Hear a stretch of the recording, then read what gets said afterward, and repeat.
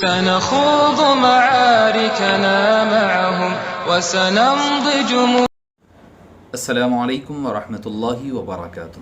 معزز ناظرین کرام، شفیق بزرگوں، عزیز ساتھیوں، عاجز اویس بخاری آپ کی خدمت میں تعارف کتب حدیث پاک کی 8ویں نشست اور 7ویں کتاب موطا امام مالک لے کر کے حاضر خدمت ہے۔ معزز سامعین کرام، کتب احادیث میں ترتیب کے اعتبار سے اگر دیکھا جائے تو موطا امام مالک کو سب سے پہلی کتاب کہی جاتی ہے کتب احادیث کی ترتیب میں، یعنی یہ وہ کتاب ہے جو امام بخاری، امام مسلم، ترتیب کے اعتبار سے کہہ رہا ہوں میں، چونکہ آپ کا سن ولادت بہت قدیم ہے اور آپ امام اعظم ابو حنیفہ رحمہ اللہ کے شاگردوں اور تلامذہ میں سے ہے، تو اس وجہ سے آپ کا وقت قریب ہونے کے اعتبار سے آپ سب سے پہلے آپ نے اس کتاب کو ترتیب دیا ہے۔ آئیے سب سے پہلے آتے ہیں امام مالک، انس بن مالک رحمہ اللہ کی حیات مبارکہ کے چند گوشے آپ کے سامنے پیش کرنے کی سعادت حاصل کی جاتی ہے۔ امام مالک بن انس بن مالک بن عمر 93 سن ہجری میں آپ کی ولادت ہوتی ہے اور آپ کی وفات 179 ہجری میں ہوتی ہے۔ آپ کے جو دادا تھے ابو عامر الاصبحی رضی اللہ عنہ، یہ جلیل القدر صحابہ تھے، سوائے جنگ بدر کے دیگر غزوات میں آپ شریک جنگ رہے ہیں، معرکوں میں حبیب پاک صلی اللہ علیہ وسلم کے دربار میں رہا کرتے تھے۔ معزز سامعین کرام، آپ مدینہ منورہ میں تولد ہوئے، مدینہ پاک میں رہے ہیں اور آپ کا زیادہ تر وقت مدینہ پاک ہی میں رہا، اور یہاں تک کہ آپ کی تدفین بھی مدینہ منورہ میں ہی تدفین بھی مکمل ہوتی ہے۔ معزز سامعین کرام، امام مالک بن انس رحمہ اللہ تعالی ائمہ کرام کے نزدیک امام مالک یا پھر شیخ الاسلام کے نام سے مانے جاتے ہیں۔ ایک تو آپ، جیسے کہ میں نے گزشتہ مسند احمد بن حنبل کے حوالے سے بھی کہا تھا یہ بات، امام احمد بن حنبل بھی محدث بھی ہیں اور فقیہ بھی ہیں، اسی طرح اور ایک مسلک کے اور ایک مذہب کے امام بھی ہے، حنابلہ کے، حنبلی حضرات کے امام ہیں۔ اسی طرح امام مالک رحمہ اللہ بھی محدث بھی ہے، فقیہ بھی ہے، اور ایک اپنے مکمل ایک مذہب کے امام بھی مانے جاتے ہیں۔ امام شافعی علیہ رحمہ جو 9 برس تک امام مالک کی شاگردی میں رہے اور خود بہت بڑے عالم دین ہیں، امام شافعی کو کون نہیں مانتا، وہ ایک اپنے مذہب کے شافعی امام کے مذہب ہے، وہ فرمایا کرتے کہ علماء میں مالک ایک چمکتے دھمکتے ستارے کے مانند ہے۔ فقہ مالکی اہل سنت والجماعت کے ان 4 مسالک میں سے ایک ہے جن کو پیروکار آج بھی اندلس میں اور مغرب میں پائے جاتے ہیں۔ آپ کے زمانے، آپ کی جس وقت ولادت ہوئی اس وقت بغداد میں عباسی خلفاء کے حکمران تھے، جس زمانے میں امام اعظم ابو حنیفہ کوفہ میں تھے، قریب اسی زمانے میں امام مالک رحمہ اللہ مدینہ پاک میں تھے۔ مدینہ شریف میں رہنے کی وجہ سے اپنے زمانے میں حدیث کے سب سے بڑے عالم کہلائے، اور حدیث کا مجموعہ جسے موطا امام مالک کہا جاتا ہے آپ نے ترتیب دیا۔ امام مالک عشق رسول میں، اہل بیت اطہار کے عشق میں بے پناہ سرشار تھے۔ ساری عمر مدینہ منورہ میں ادب کے لیے آپ ننگے پیر پھرا کرتے تھے، چپل نہیں پہنا کرتے تھے، سواری پر نہیں بیٹھتے تھے۔ لوگوں نے کہا کہ بھئی آپ چپل کیوں نہیں پہنتے، تو کہتے کیا پتا کس مقام پر میرے آقا کا قدم پڑا ہوگا، کہیں میرا قدم وہاں پر نہ پڑ جائے۔ سواری استعمال نہیں فرماتے، یہ کہتے ہوئے کہ جس مقام پر حبیب پاک مدفون ہو، جس شہر میں، مقام پر نہیں، وہ مقام تو مقام الگ ہی علیحدہ ہے، فرماتے کہ جس شہر میں، جس شہر کی زمین میں حبیب پاک مدفون ہو، اس شہر پر میں سواری پر سوار کیسے ہو سکتا ہوں۔ یہ ہے عشق رسول امام مالک بن انس رضی اللہ عنہ و رحمہ اللہ کے حوالے سے۔ بڑے دیانتدار، اصول کے پکے، مروت کرنے والے، جو کوئی انہیں تحفہ پیش کرتا وہ لوگوں میں بانٹ دیا کرتے۔ خلق قرآن کا جب مسئلہ اٹھا حضرت امام احمد، یہی وہی وقت ہے امام احمد بن حنبل رحمہ اللہ سے پہلے کا وقت، تو مامون الرشید اور ان کے جانشین نے آپ پر بے پناہ تشدد کیا، لیکن آپ نے اپنی رائے بدلنے سے انکار کر دیا۔ ہارون الرشید نے کہا کہ میرے بیٹوں کی، مامون اور امین کو محل آ کر کے پڑھا دیا کرے۔ آپ نے فرمایا کہ علم جاتا نہیں ہے، علم کے پاس آنا پڑتا ہے۔ آپ نے جانے سے انکار کر دیا اور کہا کہ اگر چاہتے ہو کہ میرے درس حدیث میں شرکت کرنا چاہتے ہو تو میں نہیں آؤں گا، بلکہ تمہیں میرے دربار میں آنا ہوگا، آ کر کے علم کا اکتساب کرنا پڑے گا۔ عبد الرحمن مہدی نے کہا کہ امام مالک پر کسی کو مقدم نہیں کرتا ہوں، میں صحت حدیث میں مالک امام ہے، امام مالک امام ہے حدیث اور سنت میں، اور کافی ہے امام مالک کی فضیلت کہ امام شافعی ان کے شاگرد امام احمد ان کے شاگردوں کے شاگرد ہیں، امام محمد جو شاگرد ہیں امام اعظم ابو حنیفہ کے وہ بھی شاگرد ہیں امام مالک کے۔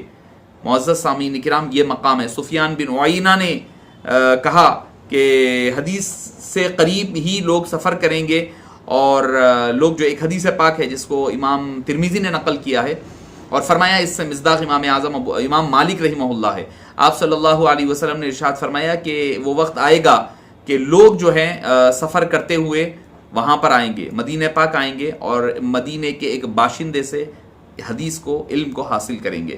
تو امام حضرت سفیان بن عیینہ فرماتے ہیں کہ اس سے مراد امام مالک ہیں، اور آپ کے پاس علماء، فقہا اور حرمین شریفین کے اور سارے لوگ آتے اور آ کر کے آپ سے اکتساب فیض فرمایا کرتے تھے۔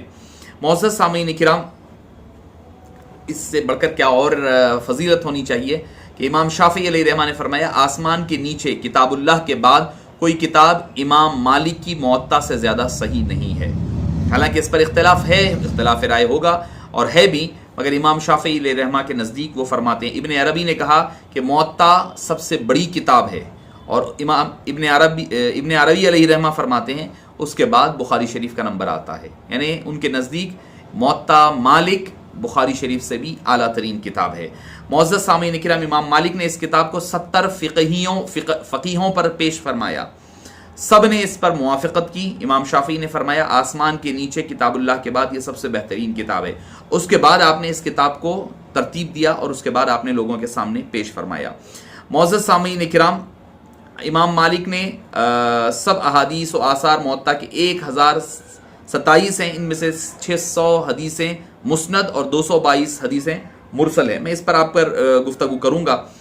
آپ کا عشق رسول کا معاملہ یہ ہے کہ آپ خود ایک مرتبہ اپنے شاگرد سے فرمایا، یحییٰ سے فرماتے ہیں کہ میں ہر دن رسول اکرم صلی اللہ علیہ وسلم کے دیدار سے مشرف ہوا کرتا ہوں، ہر دن۔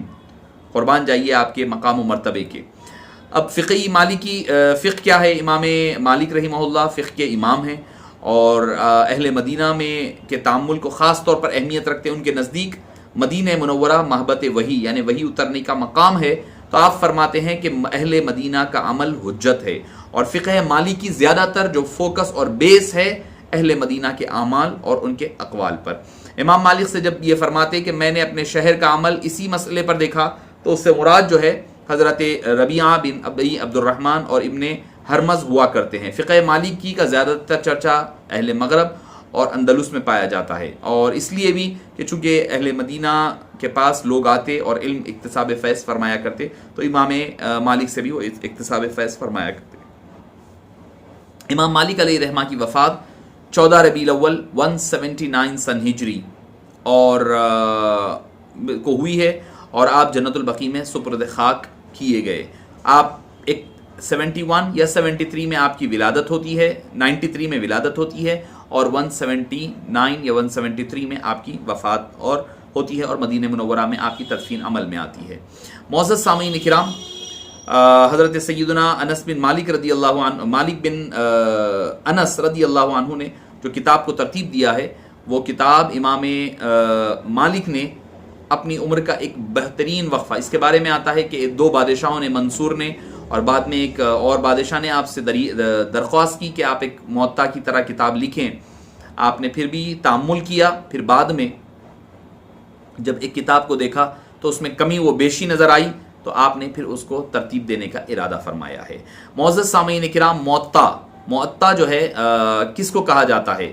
آپ کی کتاب موطا حدیث کی متداول اور معروف مجموعوں میں سب سے قدیم ہے۔ موطا سے پہلے احادیث کے مجموعے تیار ہوئے، اس میں سے کئی ایک موجود ہیں لیکن وہ مقبول نہیں ہیں، جو مقبولیت اللہ تعالیٰ نے امام موطا کی کتاب کو عطا فرمائی۔ شاہ ولی اللہ محدث دہلوی فرماتے ہیں کہ فقہ میں موطا امام مالک سے زیادہ کوئی مضبوط کتاب نہیں ہے۔ فقہ میں موطا میں احادیث کے بارے میں کئی روایات ہیں، اور اختلاف کی بنیادی وجہ یہ ہے کہ امام مالک نے اپنی روایات کی تہذیب اور تنقیح برابر جاری رکھی، لہٰذا مختلف اوقات میں حدیث کی تعداد مختلف رہی، یعنی آپ نے اس کو کم و بیش کرتے رہے۔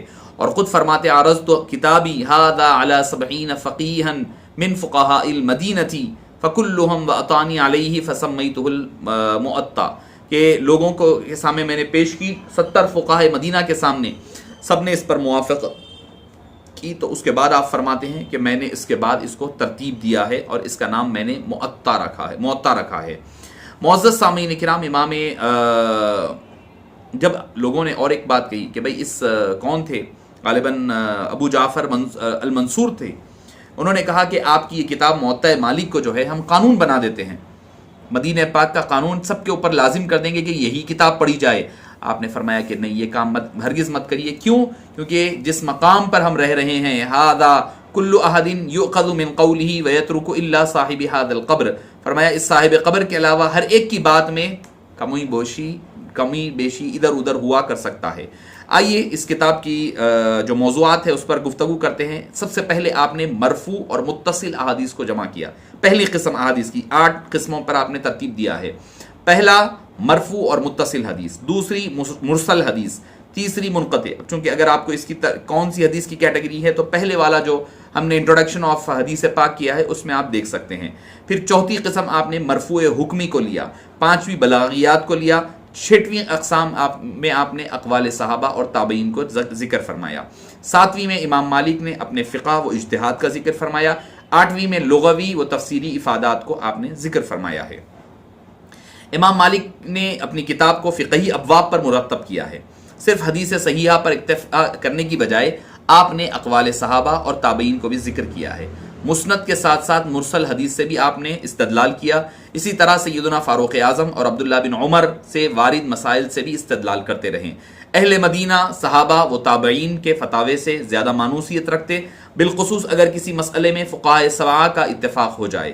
امام صاحب نے احادیث نبویہ پر اکتفا کرنے کی بجائے اقوال صحابہ کو اس لیے ذکر کیا کیونکہ یہ اسلامی فقہ کی مصدر ہے، اقوال صحابہ اور آثار صحابہ، اور اس کے بغیر آپ جو ہے حدیث وغیرہ کو سمجھ نہیں سکتے. حدیث کو سمجھنا ہے تو اقوال صحابہ اور آثار کو دیکھنا پڑے گا.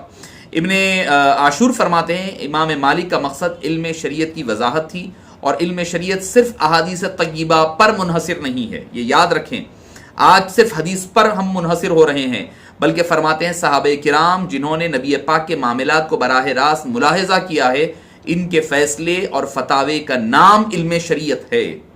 صرف حدیثوں کا نام علم شریعت نہیں ہے. کون؟ ابن عاشور فرما رہے ہیں. تو احادیث موطا کا درجہ کیا ہے؟ جیسا کہ میں نے ابھی آپ کو ذکر کیا، حدیث موطا کی مختلف 8 قسم ہیں اور ہر قسم کا درجہ بھی الگ الگ ہے. لہٰذا پہلی قسم میں مرفوع و متصل احادیث سب کی سب صحیح ہے، اور اس پر علماء کا اتفاق ہے، بلکہ یہ تمام صحیح احادیث کتب صحیحہ ستہ میں بھی موجود ہے. امام بخاری کے طریقۂ تالیف میں یہ بات ذکر ملتا ہے کہ انہیں اگر امام مالک کی روایت سے کوئی حدیث مل رہی ہو تو اس کو ذکر کرنے کا اہتمام کرتے تھے امام بخاری، اور چاہے امام مالک کی روایت کے لیے انہیں نازل یعنی لمبی سند ہی کیوں نہ اختیار کرنا پڑے. ابن عاشور فرماتے ہیں امام بخاری تکلفاً امام مالک کی روایت کو لیتے، چاہے ان کو بعید ترین یعنی لمبی ترین سند بھی سنانا پڑے تو اس کو بھی وہ گوارا کرتے. کیوں؟ کیونکہ امام مالک سے ان کو اتنی محبت، تعلق اور لگاؤ اور انسیت تھی. رہی بات موطا میں موجود مرسل احادیث کی، تو اس کے متعلق موطا کے ایک ماہر ابن عبد البر فرماتے ہیں موطا کی مراسل دیگر متصل اسانید سے بھی ثابت ہے، یعنی ادھر مرسل ہے مگر وہی حدیث پاک دوسرے طریقہ کار سے حبیب پاک صلی اللہ علیہ وسلم تک کی احادیث تک پہنچتی ہے. تو اس وجہ سے وہ بات جو ہے کہ مرسل حدیث کو تقویت ملنے کی وجہ سے وہ حدیث صحیح بن جایا کرتی ہے. اچھا آگے بڑھیے کہ موطا مالک کی قدر و منزلت کیا ہے. کتب احادیث میں موطا کی اعلیٰ منزلت پائی جاتی ہے. بالکل ابتدائی مصادر میں سے احادیث ہیں اور فقہ و حدیث کی جامع پہلی کتاب ہے. امام مالک نے جیسے فرمایا کہ ما فی الارض کتاب فی العلم اکثر ثوابا من موطا مالک، روئے زمین پر موطا مالک سے بہتر کتاب میں نے نہیں پایا ہے. اچھا اب اس کو آپ بولیں گے کہ بھئی موطا مالک تو پہلے ترتیب پائی، پھر اس کو امام بخاری پر فوقیت کیوں نہیں دی گئی؟ موطا کو سب کتابوں پر فضیلت اس وقت دی گئی تھی جب صحیحین تصنیف نہیں پائی تھی. جیسا کہ میں نے بھی آپ کو ذکر کیا، ابن عربی علیہ الرحمہ نے فرمایا سب سے پہلی کتاب موطا مالک ہے.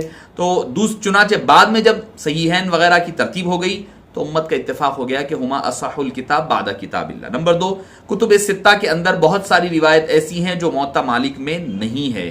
بہت ساری دیگر علمی و فنی خصوصیات بھی ایسی ہیں جو موطا مالک میں ہمیں نظر نہیں آتی، جو دوسری کتب صحیحہ ستہ سے علیحدہ کرتی. البتہ جو کچھ موطا مالک میں ہے وہ تقریباً ان کتابوں میں سمو لیا گیا، اس وجہ سے اس کو اعلیٰ درجہ رکھا گیا.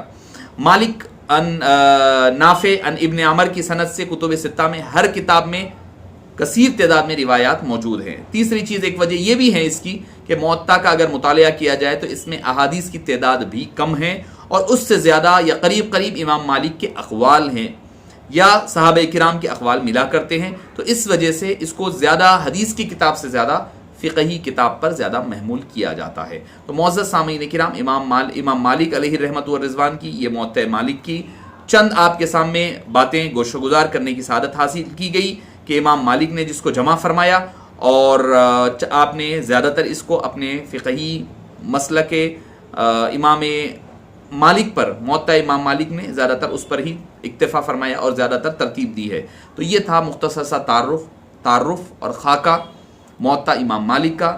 آپ اجازت دیجئے آج اس کو انشاءاللہ العزیز، پھر کل ملاقات ہوگی ایک دوسری کتاب کے تعارف کے ساتھ۔ السلام علیکم ورحمۃ اللہ وبرکاتہ۔